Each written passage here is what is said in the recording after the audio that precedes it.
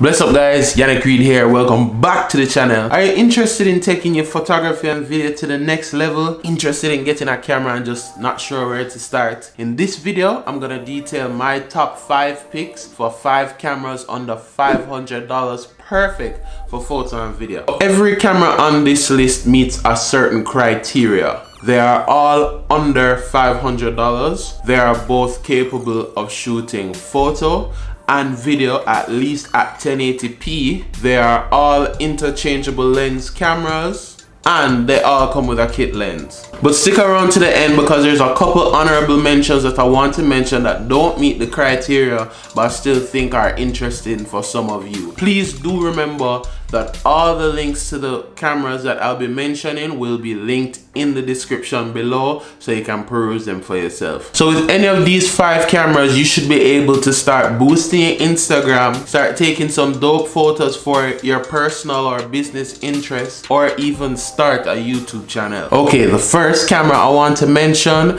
is the Canon T4i. The T4i is an upgrade to the T3i, which is also an upgrade to the T2i, a camera that I used in an earlier tutorial on the channel, and it's a perfect camera for beginners. I started out on a T2i.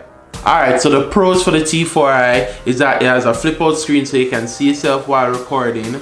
It has video autofocus and it's really easy to use. The cons now are it's 18 megapixels, there's no Wi-Fi, there's no slow motion at 1080, only 720p. The next camera I want to mention is the Canon SL1. It's very similar to the T4i, but it's objectively better in almost every way. It's cheaper in price and it's much smaller. So the pros are the size. The SL1 is so tiny, pretty much the tiniest SLR that you can get your hands on before going over to mirrorless. It has a touch screen on the back so you can touch to focus in both photo and video. The camera also has nice Wi-Fi features as well as NFC features for Android, so you can literally just touch your phone to the camera and get moving. Cons for the SL1. It's only 18 megapixels like the T4i. There's no flip out screen. There's no slow motion at 1080. While the size is a benefit, it also might be a disadvantage for some people who may have large hands like me. Next is the Nikon D3400. Pros. It has great image quality. I think Nikon cameras in the beginner tier, or I guess under 500, I think they offer a greater image quality than Canon at that price point, my opinion. Their sensor inside the camera is built by Sony, so the same mirrorless cameras that everybody's raving over right now. 24 megapixels, that's way more than the 2 Canons that I've mentioned earlier. More space to crop, higher overall image quality. Nikons are known for having really great battery life. The cons now: no microphone jack. If you want to add an external microphone on top of your camera, there's no option for that, only built-in audio. There's no flip out screen to see yourself. I was really surprised to find this camera under $500 right now. I've been doing like a lot of research and going through a lot of cameras because I really wanted to give you guys some good options. The Sony A5100 mirrorless camera.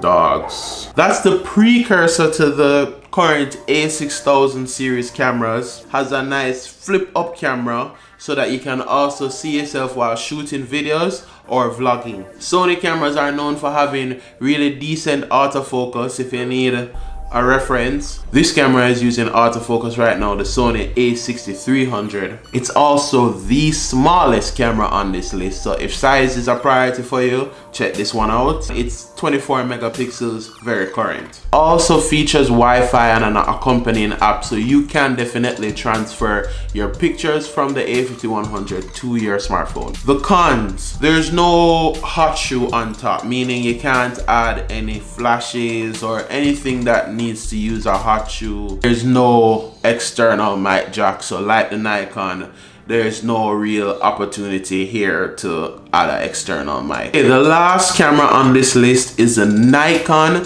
D5200. The pros: the Nikon D5200, I've used it before. Great image quality, a 24 megapixel sensor. Unlike the D3400, has a flip out screen. It has a microphone jack, a flip out screen, much more ergonomic, more grip on the side, so for those with bigger hands. It has built-in Wi-Fi, so you can transfer photos to your phone instantly. Has a mic jack, so you can add your mic for the videos, unlike the D3400. The cons now. The only real con I could see with the D5200 at this price is that there's no slow motion at 1080p. I think it may be the best camera on this list. The two cameras I wanted to mention for the honorable mention section, the Olympus OM DE M10 Mark II. Quite the mouthful. It's an Olympus mirrorless camera. I'm surprised it was also under $500. I'm not really personally familiar with Olympus myself. I've heard really great things about this camera. Since I personally haven't had interacted with an Olympus camera, I didn't want to make it a priority in recommendation, but it has great reviews. It's under $500, worth checking out, as well as the Canon T6. I don't think is as great a bang for buck, but it's very similar to the Canon SL1. So if there's some reason why you can't get your hands on an SL1, you can check out the Canon T6. These 7 cameras should be some great recommendations if you're low on a budget, you just want to keep the camera small, you want to keep the budget low, save some money for other equipment like mics, lenses, and tripods.